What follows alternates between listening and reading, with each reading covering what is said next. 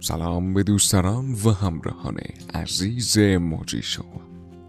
تا همین چند وقت پیش حتی کسی در ایران هم نمیدانست که روستایی به نام ماخونیک در اطراف شهرستان بیرجند وجود دارد که همه مردمان آن قد کوتاه یا به اصطلاح رایج آدم کوتوله هستند.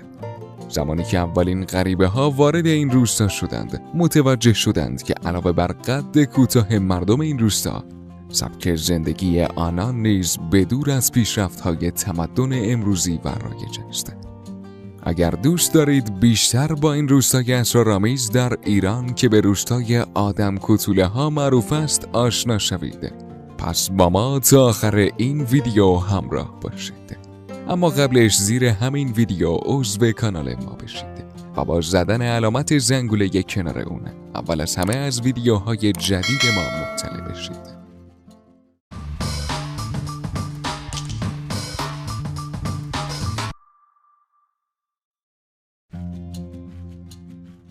در چند صد سال پیش هیچ وقت کسی فکر نمی کرد که مردمانی از روستایی در نزدیکی بیرجند خانه هایی بسازند که نصفشان زیر زمین قرار دارد و یکی از 7 روستای شگفت‌انگیز جهان شناخته شود.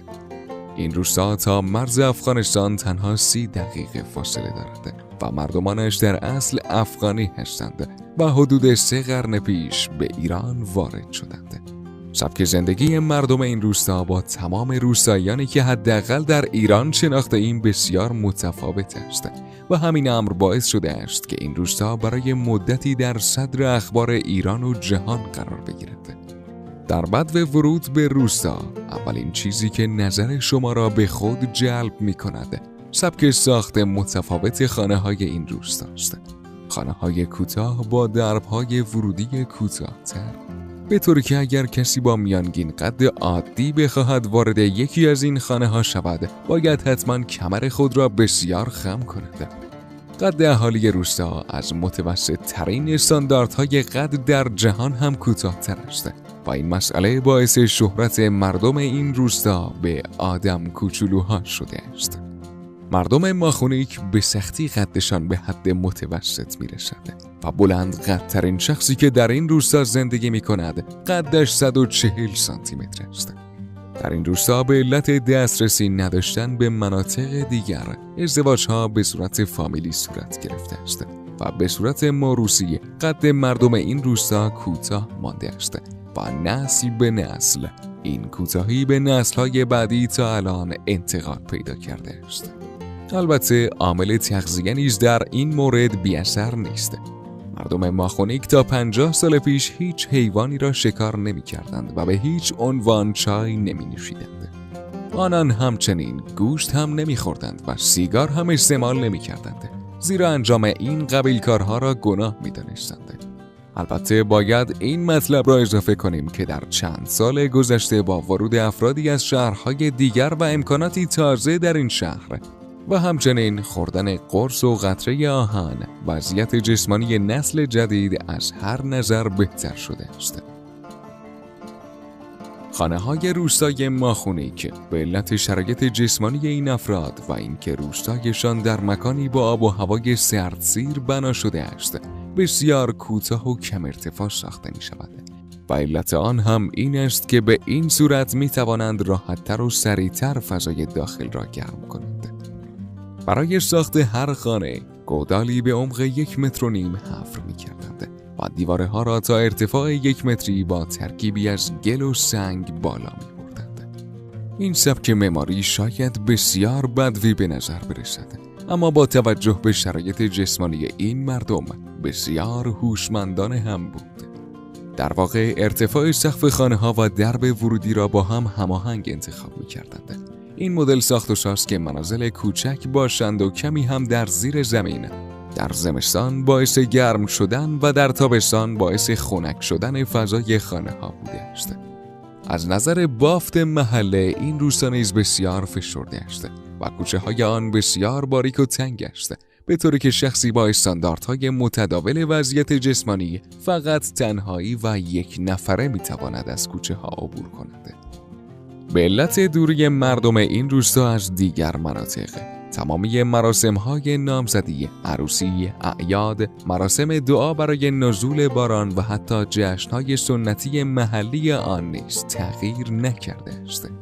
مردم ماخونیک تا چند سال گذشته کفش‌های چوبی با لباس‌هایی از جنس کرباس می‌پوشیدند و از هر گونه اطلاعاتی درباره پیشرفت‌های بیرون از روستای خود محروم بودند. از غذاهای محلی این روستا می‌توان به آب قرقرود، گرماس، آبدوغ، آبماست، کاچی شلغم، کشک، اشترغاز، تلخو و پختیک را نام برد. شغل مردم ماخونیک تا چند سال پیش دامپروری و کشاورزی بوده است. اما از چند سال گذشته تا به حال این مردم در معادن سنگ نیز کار می‌کنند و همچنین به قالیبافی نیز مشغولند.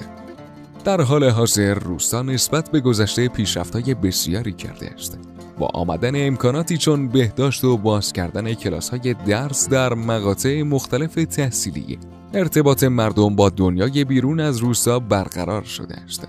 راه دسترسی به روستا نیز اخیراً آسفالت شده است و دسترسی مردم اطراف به روستا و بالعکس مردم روستا به شهرها و روستاهای دیگر و اطراف آسان و ممکن شده است. از جمله مغازه‌هایی که در این روستا باز شده است، مغازه‌های خاروبار فروشی و قصابی است. با وارد شدن این مواد غذایی و مصرف قرص‌های آهن و دیگر مکمل‌های مغذی دیگر، متوسط قد مردم روستا افزایش یافته است. با توجه به داستانی که مردم روستای ماخونیک در پس تاریخ روستای خود داشتند، با مطرح شدن آن در رسانه‌های مختلف، تبدیل به یکی از مقاصد گردشگری و ماجراجویی نه تنها در ایران بلکه در خارج از ایران نیز شده است. شهرت این روستا در بین مقاصد عجیب گردشگری به خاطر خصوصیت عجیب خودش و مردمانش آنقدر زیاد و چشمگیر است که به یکی از 7 روستای شگفت‌انگیز جهان تبدیل شده است. روستای ماخونیک آثار تاریخی نیز در خود دارد که از بین آنها میتوان به سنگ نگاره ماخونیک، بنای برج و قلعه، برج گلنجیر، منزل سرگردونی و نادر مرده اشاره کرد.